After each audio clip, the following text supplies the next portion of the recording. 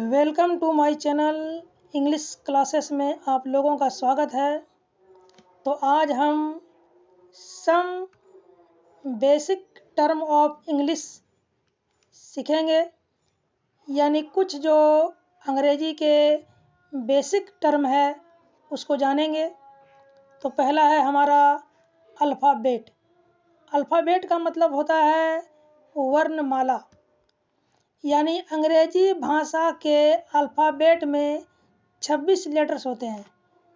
26 letter होते हैं, मतलब ए से लेकर जेड तक।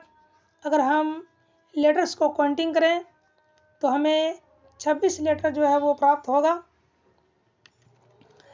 और इन्हें कैपिटल लेटर्स और स्मॉल लेटर्स में लिखा जाता है। मतलब 26 लेटर को हम कैपिटल लेटर्स में भी लिख सकते हैं और स्मॉल लेटर्स में भी लिख सकते हैं। यानी कि हम लिख सकते हैं कैपिटल लेटर्स में ए, कैपिटल्स लेटर में बी और कैपिटल लेटर्स में सी। तो इस प्रकार जो हम लोग लिखते हैं, इस लेटर्स को हम लोग कैपिटल लेटर्स कहते हैं। और स्मॉल लेटर में हम लिखेंगे ए, स्मॉल लेटर में हो गया ये बी, स्मॉल लेटर में हो गया ये सी, और स्मॉल लेटर में ये हो गया डी। तो इस प्रकार से ऊपर जो हमने ए बी सी डी लिखे हैं वो हमारे कैपिटल लेटर्स हैं, और जो नीचे में लिखा गया है वह स्मॉल लेटर्स हैं। लेकिन आकृतियां जो है वो भिन्न होती है, यानी ऊपर जो कैपिटल लेटर्स लिखे हैं और नीचे जो स्मॉल लेटर्स लिखा गया है, इस दोनों की जो आकृति है ये भिन्न होती है, यानी कि अलग अलग होती है।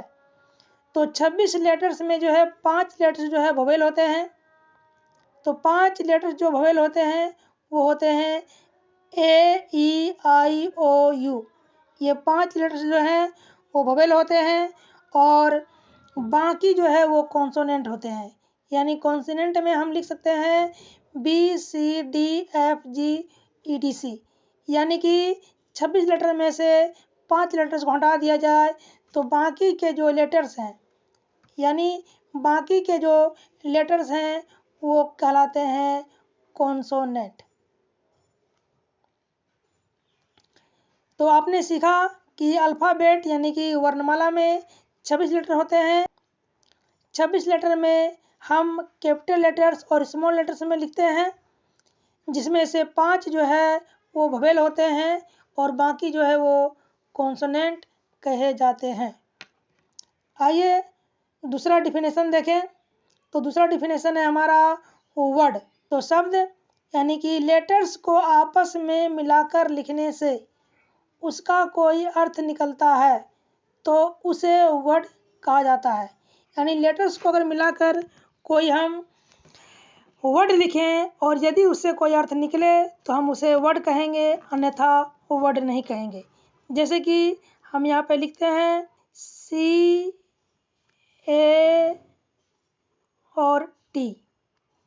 तो कैट मीन्स होता है बिल्ली, इसका एक अर्थ निकल गया।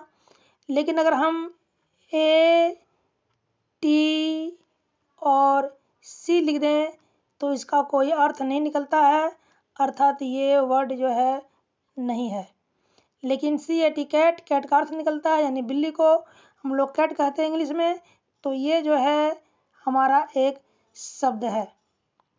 तो एक वर्ड बनाने के लिए कम से कम एक स्वर, एक व्यंजन का होना आवश्यक है।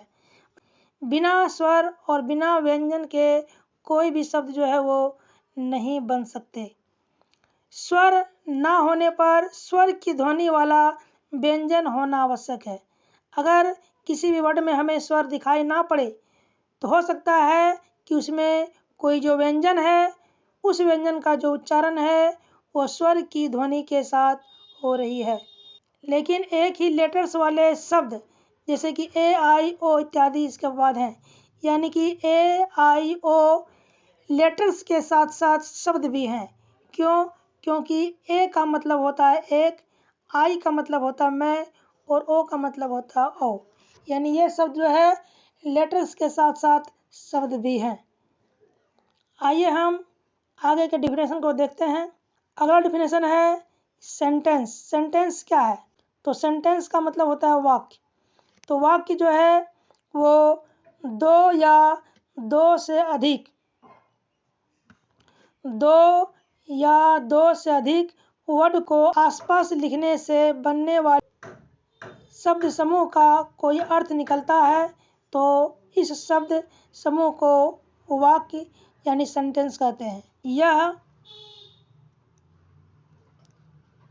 एक किताब है, तो ये जो है एक सेंटेंस है, क्योंकि ये व्याकरण के अनुसार जो है वो कर्मबद्ध है। लेकिन अगर हम लिखें कि है यह किताब एक, तो ये सेंटेंस जो है सेंटेंस नहीं है, क्योंकि ये व्याकरण के अनुसार जो है वो कर्मबद्ध नहीं है। इस प्रकार सेंटेंस के मुख्यतः दो भाग होते हैं। तो पहले भाग को बोलते हैं सब्जेक्ट और दूसरे भाग को बोलते हैं प्रेडिकेट। यानी हम यहाँ पर लिख सकते हैं कि ही इज ए बॉय, यानी यह एक लड़का है। तो यहाँ पे जो ही है वो है हमारा सब्जेक्ट, और बाकी जो बच गया इज ए बॉय, इसे हम प्रेडिकेट कहेंगे। यानी सब्जेक्ट का मतलब हो गया कि कार्य को करने वाला, यानी जो कार्य करता है उसको हम लोग सब्जेक्ट कहेंगे। यानी यहाँ पे जो ही हमारा है वो सब्जेक्ट हो गया, और सब्जेक्ट के बारे में जो कुछ कहा जाए या सब्जेक्ट जो कार्य करता है उसे प्रेडिकेट कहते हैं। तो ये जो है एक प्रेडिकेट होगा।